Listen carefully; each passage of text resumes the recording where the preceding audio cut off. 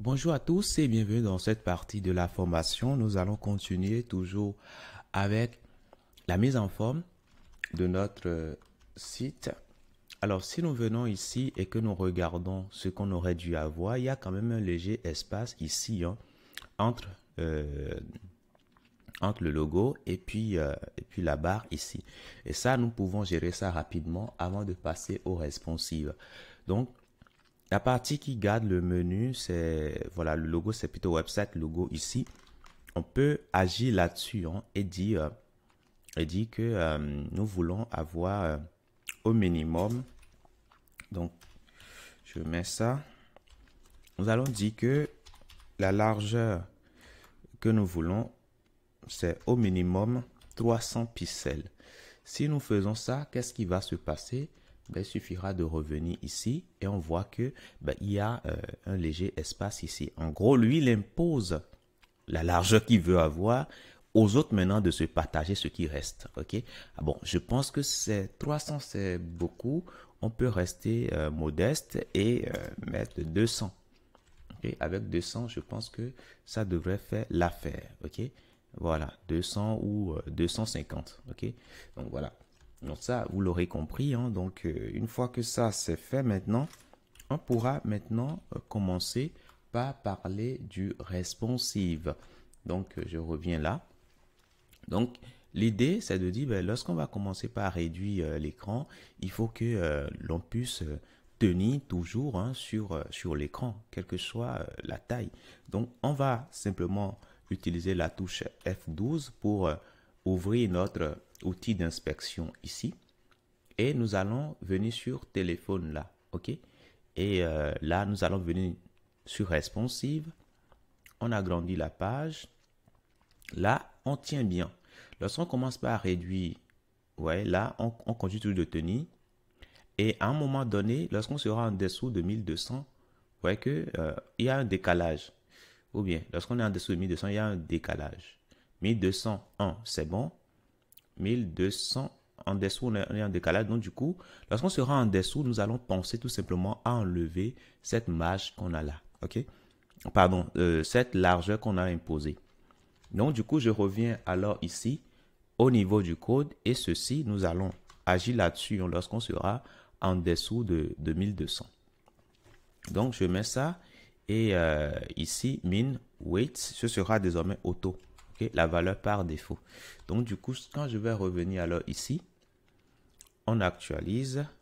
Bon, là, on est en dessous de 1200, donc on ne verra rien. Lorsqu'on sera en dessous, vous voyez que on n'a plus cette largeur qu'on avait imposée au départ. Et du coup, les éléments sont proches davantage. Donc, on peut continuer. Et à un moment donné, il y a une rupture. OK? Il y a une rupture. Donc, on continue. En dessous de 1000.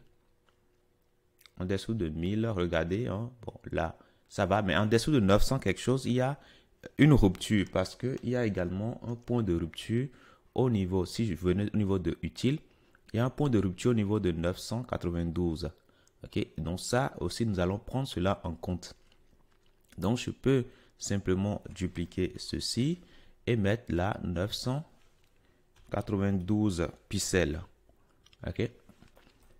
Alors, qu'est-ce qu'on va faire à ce niveau-là? Je reviens là. Qu'est-ce qu'on va faire en ce moment-là? On peut retirer carrément la barre ici, la barre de recherche. On peut retirer ça carrément.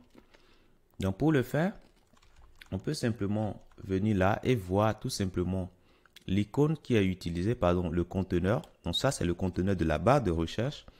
On pourra tout simplement indiquer que en dessous, nous voulons simplement cacher. Donc display none. Display none, tout simplement. Alors, une fois que ça c'est fait, je reviens alors ici au niveau de l'affichage. Lorsqu'on est en dessus, c'est bon. En dessous, on ne voit plus. Mais nous, ce qu'on veut faire désormais, c'est plutôt d'écarter les éléments. OK? On veut pas que cet élément-là vienne se coller ici. Et ça aussi, on veut pas. OK? Donc, on peut agir sur ces éléments-là. Donc, du coup, je vais revenir alors ici. Et pour prendre ces éléments-là, on sait que ces éléments se trouvent. Alors, on a website call et website icon. Donc, on peut prendre le website icon ici et aller agir là-dessus. Donc, on vient là. Et qu'est-ce qu'on fait de ça? On va utiliser alors Justify. Alors, comme ce n'est pas le conteneur et c'est un élément, donc on va alors prendre Justify Self. Et là, nous allons tout simplement mettre Flex End. Donc, si je reviens alors ici, on actualise. Là, on n'a pas d'effet, mais finalement, écoutez, on peut. Ce que je voulais dire, je reviens là. Non, c'est pas ça que je voulais faire. En gros, je vais prendre le conteneur tout simplement. Le conteneur, c'est ça. Hein. C'est bien ça. OK, donc ce conteneur-là, je viens ici, je le mets. Je mettais tout simplement Justify Content. Et là, je peux utiliser tout simplement Space Between, tout simplement. Space Between, donc là, c'est mieux comme ça, je viens. Et là, c'est mieux comme ça. OK, donc quand je l'agrandis ici, c'est bon, ça arrive. Et à un moment donné, ça disparaît. Et voilà, j'arrive toujours à tenir dedans. Voilà. Là, je tiens toujours pile poil dedans. Je peux continuer à réduire. Voilà. Donc là, c'est déjà pas mal comme ça. On peut cibler hein, sur iPhone. Et là, on voit qu'il y a un décalage sur iPhone.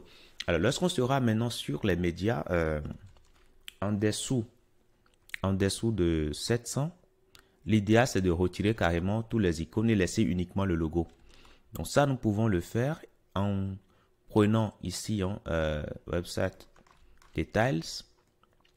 Alors, le détail, on a tout. Maintenant, les logos, on a ça. Et Website Icon. Donc ici, alors je viens ici, en dessous ici. On prend ça. Display None. Display None. Et on va prendre également Website Icon. Voilà, ok. Donc, lorsqu'on va commencer par l'agrandir, voilà, il s'affiche. Après, nous avons la barre de recherche. Et voilà, on arrive bien à tenir sur la page.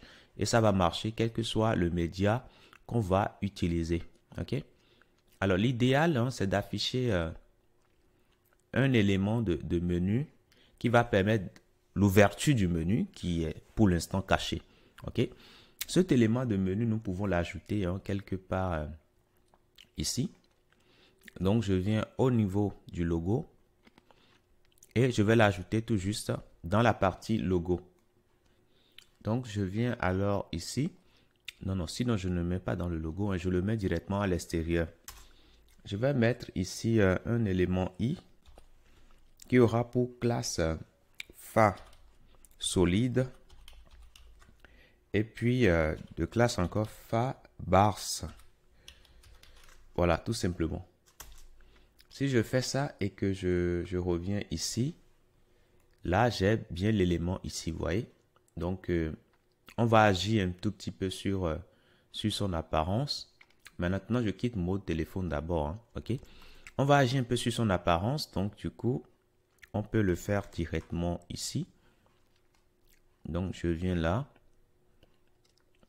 Et puis, je prends ça. Font size de REM. Color. On mettra var. Main color. Je mets ça. Ok, donc si je reviens ici, j'ai bien l'élément. Mais par défaut, on ne va pas l'afficher. Donc, par défaut, on aura none là-dessus. Donc, ici, je mettrai tout simplement none. Donc, ça ne va pas s'afficher par défaut. Par contre, lorsqu'on sera en dessous d'une certaine taille d'écran, on va l'afficher. Donc, lorsqu'on sera sur mobile, on va l'afficher. Et on est sur mobile quelque part ici. Donc, on va prendre alors fa. Alors, point fa bars. Et on mettra simplement display block pour dire qu'on veut l'afficher. Voilà, donc du coup, quand je commence par descendre, là, vous voyez que c'est affiché, hein. C'est affiché, je viens là aussi, je ne le vois plus. Bon, je vais venir sur responsive déjà pour qu'on puisse... Voilà, vous voyez, à un moment donné, ça disparaît. Et là, c'est bon. Donc là, c'est bon, c'est parfait. Mais l'idée, c'est qu'on ait un petit padding, hein, petit padding qui sépare, à l'intérieur de la boîte. Et ça, nous pouvons le faire tout juste ici. Il suffira simplement pour nous de prendre le conteneur et de lui donner un padding. Voilà. Donc le padding, ce sera un padding left et right. Donc en haut et en bas, ça ne nous intéresse pas. Gauche et droite, on mettra 5 pixels pour que les éléments ne soient pas collés pile poil comme ça. Voilà. Ne soient pas collés au bord. Donc là, c'est bon, on peut l'ouvrir. Et là, on voit que tout tient correctement sur la page, quelle que soit la taille de l'écran. Maintenant, pour mieux voir, maintenant, on peut enlever le B.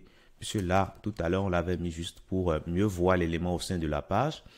Maintenant, il nous faudra mettre un petit margin bottom. OK? Donc ça, nous allons le faire pour cet élément website detail. Donc, je reviens alors là. Et au niveau de website detail ici, je mettais alors un border bottom 0.1 pixel solide gray. Tout simplement. Donc, si je reviens alors ici et je viens là, je vois bien le trait.